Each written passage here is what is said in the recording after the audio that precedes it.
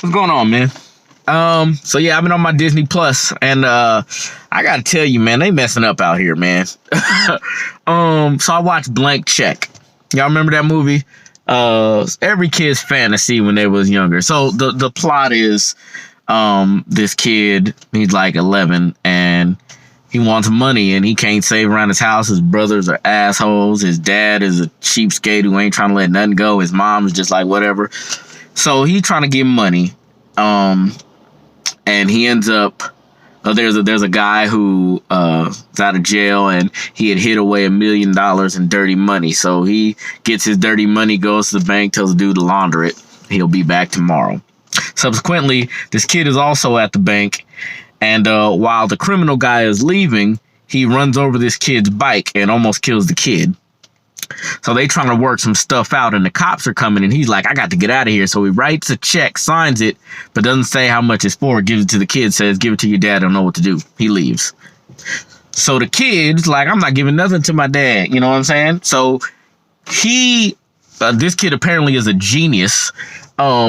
He fills out the check on the computer and prints it. It's $1 million check. Just so happens, dude got $1 million coming tomorrow.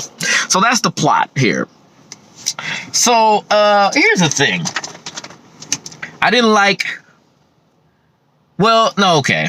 I just didn't like how it made you believe certain things. Like, bro, I thought $1 million could really get you the world out here. That's not the truth. Now, granted, I ain't never had $1 million. I will have millions of dollars at some point. But, to this point in my life, I ain't, I'll be in the thousands. But, yeah, this kid just bought everything, and it's like, oh man, I want to do that. He had a racetrack in the back, the sumo suits, jumpy things. He had a wall of TVs, but they was the big bubble butt TVs, you know what I'm saying? The old school joints. I wonder how much them cost, because he had like 30 of them on the wall, bro, and they was huge. Anyway, so he's buying all this stuff, and he also bought this house, which was a castle, essentially. He bought a castle that was literally down the block from his house, which was just a regular Leave It to Beaver house. And he bought it over the phone for $300,000. And he outbid the dude who hit him with the car. The dude with the dirty money, he stole his money and then outbid him on the house. He said, I'm paying $300 large cash. Which was absolutely ridiculous. Tell me this. How did he get the cash to the realtor? How did they get the paper signed? Well, I mean, I guess that could have been email, but I don't understand. This kid has $1 million in the backpack. You understand me? Then the next thing you see is the realtor with a hand or a bag full of money, all cash, fucking 5s and 20s and 50s, at the bank talking about, yeah, just bought the house cash. Now, she giving this money to the bank teller. The bank teller is the undercover FBI agent. She's like, oh, tell me about this dude who's paying $300,000 cash. And while she's talking, she's looking at the money under a scanner, and it's dirty money. Hold up. Didn't the bank guy clean the money? Wasn't that the whole point? So I don't even understand how it's coming up dirty.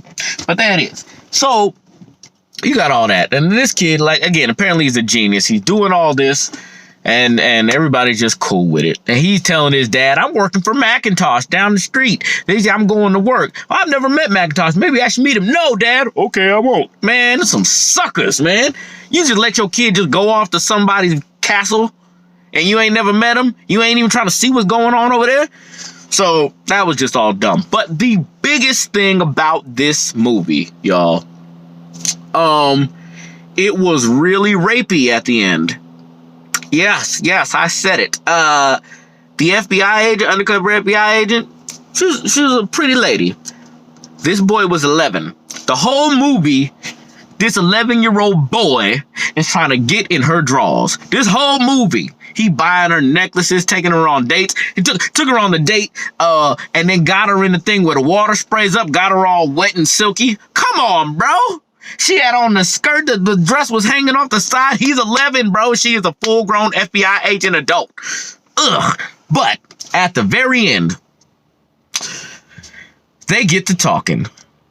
He's like, I'm trying to see what's up with you. She's like, I'm going to be an adult and say, oh, well, you know, I'm an adult. It don't work. But I'll tell you what. Call me in 10 years. Yuck. Bro, this is an adult telling a child, call me in 10 years and I'm going to give you the business. Bro, what if that was a dude that said that to a little girl? Oh, you know what? I ain't even going to play on saying it. Absolutely not, sir. Because it's wrong. So she says that to him. She says, call me in 10 years. And he's 11. Okay. He replies, 5. Understands me? 5 years don't put you in adulthood. Okay. She replies, 7. Which will put him right at 18, which I don't have a problem with. But then he subsequently replies, 6 years. Which she said, deal. 17 years old. And then, after they squared that deal, they sealed it with a kiss on the fucking mouth. Bro, for real, that's what we doing, Disney? That's what we doing, Disney? It ain't right, man. It ain't right. It ain't right. And they think just because it's a pretty lady and little boy who it's a fantasy type thing. Bro, that is all types of wrong. Oh, you messing up my childhood, man.